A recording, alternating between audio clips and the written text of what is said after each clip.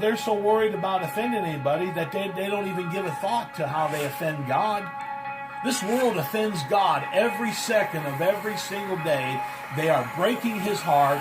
They are sinning and unabashedly sinning before Him, not ashamed of anything they say or do, and they do it all saying, well, God loves me. But it's about pleasing God first.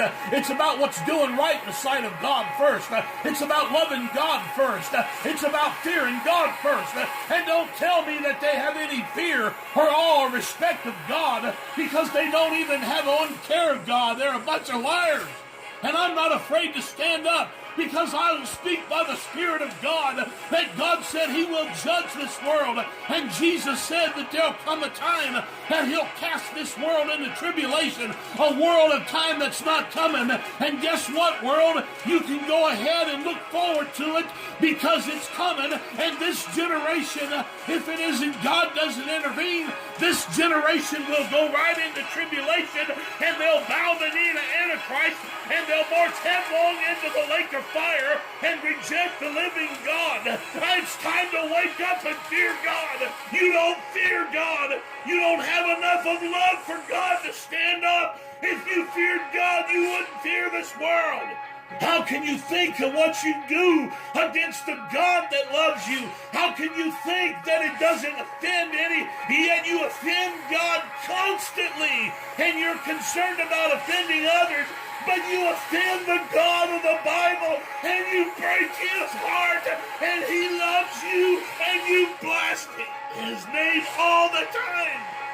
You continually blaspheme and continually lie. But you know what? Here's the one, and you know what? I'm with the church. I am lined up with the true church. And you know what? We recognize the falsehood, because the Spirit of the living God lives in here. And He says false. He says liar. He says deceiver, wolf in sheep's clothing. And I fear Him, not you. You want to talk about love? You don't love God. You won't let God have control of your life. You pick parts out of the Bible that you don't like. You don't love God. You're not interested in God. So don't talk to me. Don't bring your humanistic view of love. You don't understand anything of what love is.